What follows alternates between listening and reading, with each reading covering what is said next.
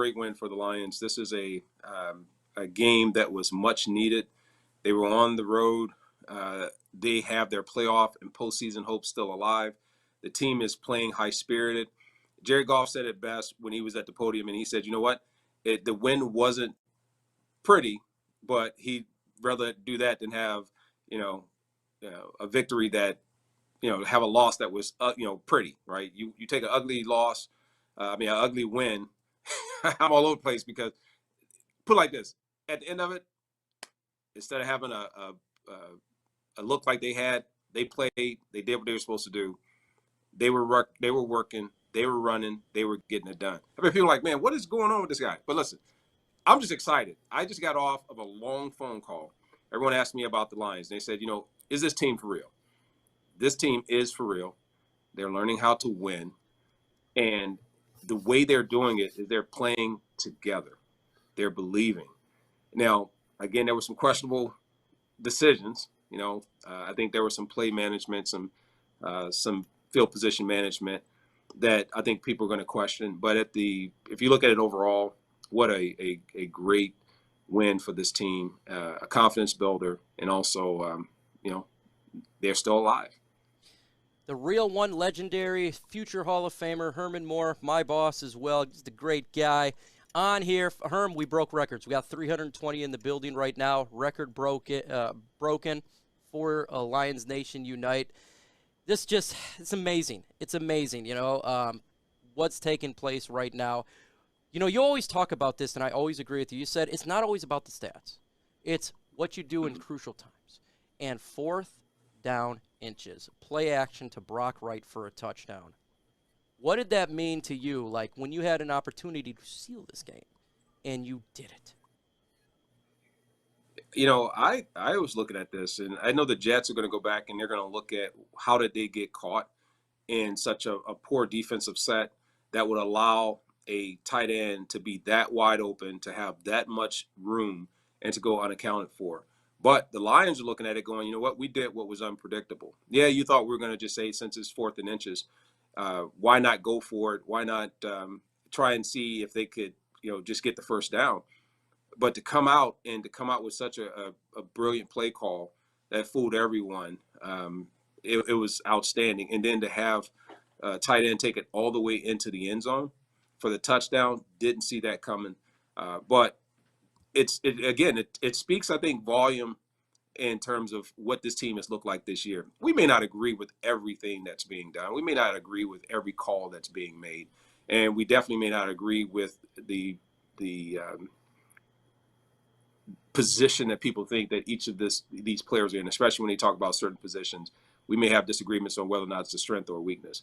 But I will say this. They've set the tone. They have a mentality as a team that feels that they are going to be a playoff-bound team, not just 1 year, but multiple years. And I think they're ready to meet that challenge. And you got young players that aren't caught up with the history of what the Detroit Lions has been over the past decade or more. They're concerned with what team is assembled now and what are their opportunities to win. Mark, question for Herm. Yeah, the win was awesome. You win 20-17. The way they won it was really special. And you've been involved in some wins like this throughout your career. What does that bring to the locker room when you guys go into that locker room at the end? You come back. You can see Jared Goff on the sidelines. You can see guys hugging each other, high-fiving. Like, they're already a team that's already bought in. But what does that really bring inside that locker room? Well, it brings confidence. It brings him even closer to being that guy that they depended on. We talked about it earlier, and I, again, on a previous conversation, I had mentioned they were looking for leadership. I think they found leadership definitely on the offensive side. The offensive linemen who have played well together, they went out and they played against a Jets defense that was one of the best in the league, and I thought they gave Jared Goff all kinds of time. That changes the mindset in that locker room because you have a leader. They have someone that they can look at and say, you know what? Here's a guy that we can go to war with. We can go and take to the field and win football games. They have players that you may shut down certain players offensively that they depend on. And then yet they have other people that can step up and make plays because it's unselfish. And then defensively, man, we talked about maybe they need to figure out a way to get better defensively on the interior line. They've gotten much better. They're getting pressure on the quarterback, and they're creating havoc. What does that do when you go into the locker room after a game like this? Beaming with confidence. I think right now they look down the stretch, they see the remaining games, they see that they're all winnable. And if they get a little help along the way and some of the other teams lose, especially you look at the Giants and the Redskins are playing each other, that's going to give them a boost unless it ends up in a tie. But that's going to put these guys that much closer to a potential opportunity. But they still got to do their part and win out. Herm, we got 373 in the chat. Why do these people, now 381, why do all these people who are now subscribed should subscribe to this channel?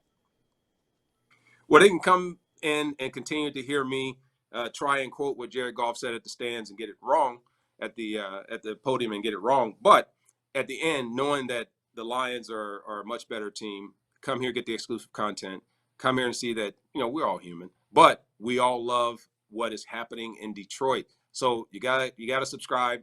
You got to continue to come out and show love for us, show love for those who are continuing to contribute content and continue to be a part of this channel. So great turnout today coming out to the channel and listening to all the after game and the post game comments and just participating in this. So it's always great to see that. That's why they need to be here. We're doing this every week. Every week. Every week, baby. It don't stop. We just keep chugging along just like the Detroit Lions. We have a chance now with 3 games left. 3, Herb. Carolina Panthers on the road. Home, Chicago Bears. Then finally, the Green Bay Packers at Green Bay. Do you believe the Lions can make the playoffs? I believe they can make the playoffs. They're still going to need a little help.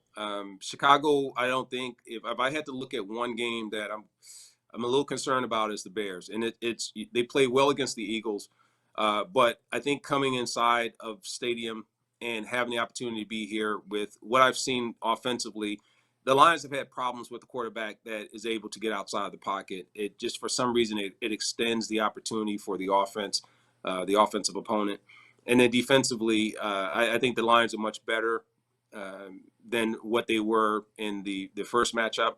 Offensively, they're better. Defensively, they're better. Special team-wise, they're better. So it should be a winnable game, but the Lions are going to have to continue to play what I've seen over the last 5-6 weeks. They're playing really good mistake-free football. That is what's getting them over the hump. Yeah, they're having a couple things they still got to clean up. That's every game, no matter how well you play. But I think the Lions have an opportunity for the playoffs, but it's not going to be one of those win out and you're in. It's going to mean that there's got to be some losses along the way. But at the end, their blinders have to be kept on, and they have to continue to just play, and they got to win. Folks, Herman Moore's on Cameo now, so if you want a shout-out, check out Cameo. He's on there, the legendary wide receiver. Just make sure, though, if you do something, make sure you have good breath. Even though they can't actually smell it when you're doing this thing, we all love to smell good breath, and that's an inside joke. It really is. Mark Orem, what do you got to say to Herm? Question for the man. Like we said, it was a great win. Do you start to believe? Are you starting to believe in Jared Goff now, though? Like, do you think they really need to go get a quarterback now? Is he the guy for the future in the Detroit Lions now? Do you believe he is? I will say this, and I still won't back away from this. Lions still are going to need a quarterback. You got to still have backup. You still have to have stability and have the future behind there. Can Jared Goff play another 5, 6, 10 years? Absolutely. But can Jared Goff also get hurt after one game? And then someone's got to step in and really be ready to go. I think the Lions need to still be looking at that, because when I'm looking at where they're potentially not where they're weak, because Jared Goff is proven that he's an asset now and that he is the signal caller. He is a guy that can make plays. And, admittedly, we all have to start feeling more comfortable about him as a quarterback because he looks good in the pocket. The protection is there. The running game is there. The receivers are there. And I'm good there against any team in the NFL. However, I go, where could they potentially get stopped or hurt? Quarterback goes down. Quarterback goes down, yeah. Now what? We've seen the best teams in the NFL, if they don't have a contingency plan. I'd rather pay a guy with the type of talent that they're developing, the young talent they have 100%. Here, that even if he sits for the next 2-3 years, he's that much further advanced than a rookie that you take 2 or 3 years from now, and your team is really ready to play, but you don't have an experienced signal caller. So I think that's something that warrants looking at. By no means is, again, never am I saying that that's a Jared Goff problem. I think he's playing the best football I've seen, even in some of his times he's played in LA. He seems comfortable, but I look and say, where is this team able to be broken? And I see that as being one of those positions. Let me know in the comment section, do you have the Detroit Lions making the playoffs? Y for yes and for no. Spam the comment sections with Y's and N's. I'm curious to see what you think. I have a feeling it's going to be overwhelmingly a bunch of Y's because that Kool-Aid is flowing. Why? Because all we do is win, baby. That's all we've been doing is win. So spam that comment section. We hit 500 people in the chat. Another record broken. Smash that like button. Let's get to 200 likes. What, 35 away? I think y'all can do it. I think you can do it. Lions victory, baby. Lions victory. Golf, we need no two quad quarter. Bill Collier is a great subscriber. Shout out to him. Appreciate you. What do the Lions need to do on this week to get a win against the Carolina Panthers on the road? And that's questions for me, right? Yeah. I will continue to play as best they can to keeping the penalties low, blown coverages, busted plays. Those are always things that you can control. If you take care of the things you can control first, that puts you in a greater chance of having success. The other one is, continuing to play with that up tempo offensively and defensively. This team works well when they have the balance of the run. It shows effectively how open the play action is. I love what they're doing with Amon-Ra St. Brown. When teams look like they're going to play certain coverages on him, they're moving him around. Allows him to be on the move versus being stationary, coming off the ball sometimes, because he is a seam player. He is someone who finds creases. He's a chain mover. Is he going to go out and get 40, 50-yard passes down the field right now? No. And that's what you have Reynolds for. That's what you have Raymond, and you also have Shark. And then now that Williams is back, and he actually looked like if that ball would have been underthrown, he would have still had a touchdown. So you continue to attack offensively. You continue to apply pressure and attack defensively, but you got to cut down on some of the other defensive calls that are leading to turnovers that keep some of these drives going. Other than that, Carolina, I just don't see them being a team that should get in the Lions' way. Now, we talk about teams not playing down to at early on. Teams get caught off guard. They play down to a certain caliber, what was perceived as the Detroit Lions. Now, the Lions can't play down to these opponents that they're going to be facing down the stretch because the Lions are coming in most of those games, if not all, as the favorite. So how will they respond being the favorite team on the road and with so much at stake if they were able to win out, plus have maybe a loss or two from some other teams, important teams that are ahead of them in the hunt? This would give them a tremendous boost, I think, as a team. Question for Herm is my final question. Sauce Gardner, really good cornerback. Could you beat him? If you're in your prime, you going against Sauce Gardner, even right now, could you beat him? I mean, you got to look at the guys I played against in my prime, man. That wouldn't even be a question that would be asked. I would say most of the ones I played against are Hall of Famers. So if Sauce is going to be that, then there would be a matchup in the competition. But I faced them, and so no, I wouldn't bat an eye to that. And definitely, I'm gonna win my battles when I need to win my battles. Final word, Mark. That's just a receiver, man.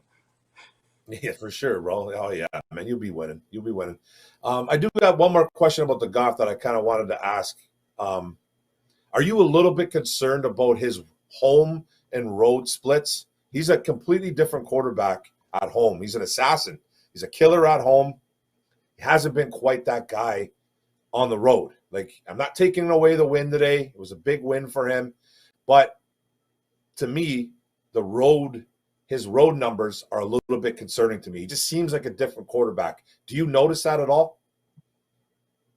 I don't notice it. I guess I would say if I wasn't as deep into this game as I am, I would say, yeah, you can kind of get that perception and you can look at it. But here's the thing that happens. There's got to be receivers winning at the line of scrimmage and off the ball. There's got to be right assignments being done by the offensive line, which there was protection today. I can't say that's been every road game.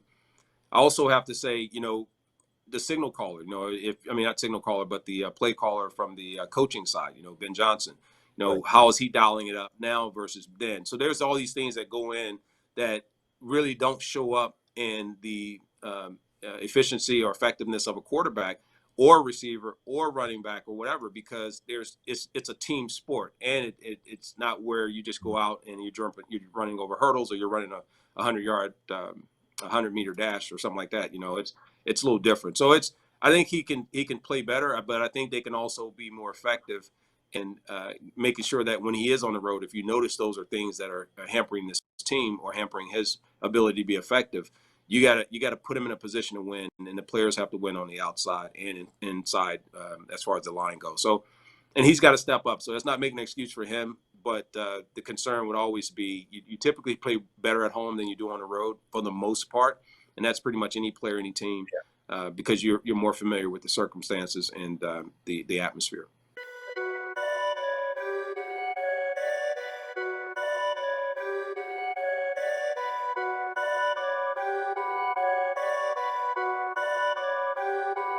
Perfect.